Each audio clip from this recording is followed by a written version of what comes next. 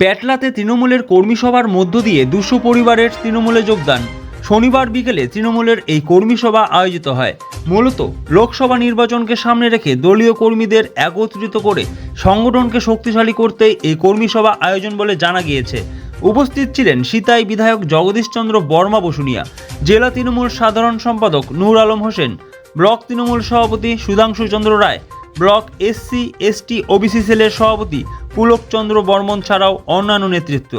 তৃণমূল কংগ্রেস নেতৃত্বদের দাবি, এদিন এই কর্মী সভার মধ্য দিয়ে বিভিন্ন রাজনৈতিক দলের সঙ্গে যুক্ত 200 পরিবারের সদস্যরা তৃণমূলে যোগদান করেন। তৃণমূলে যোগদান করা সদস্যদের হাতে তৃণমূলের দলীয় পতাকা তুলে দেন বিধায়ক জগদীশচন্দ্র বর্মা বসুনিয়া।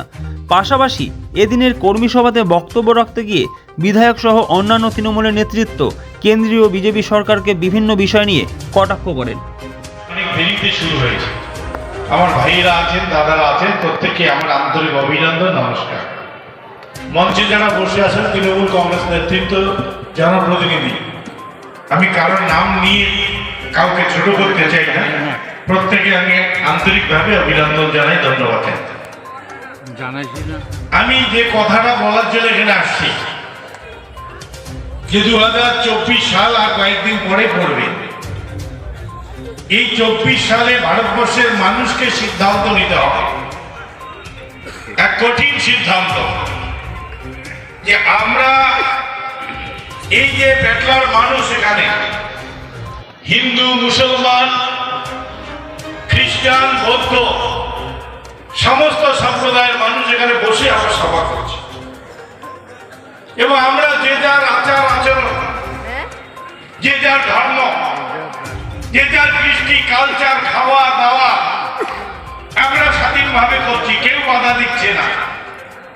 এই পরিস্থিতি যাদের থাকে সেটাকে যাতে রাখা যায়, তার চ্যালেঞ্জের ভোট 2024।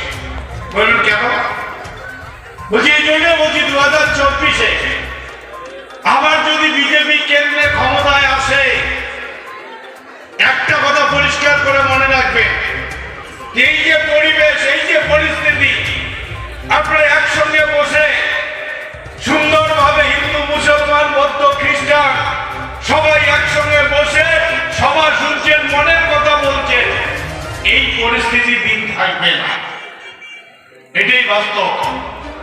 কারণ আমাদের ভারতবর্ষের পূর্বে ছোট্ট একটা রাজ্য। Sponsored by Bishal emporium.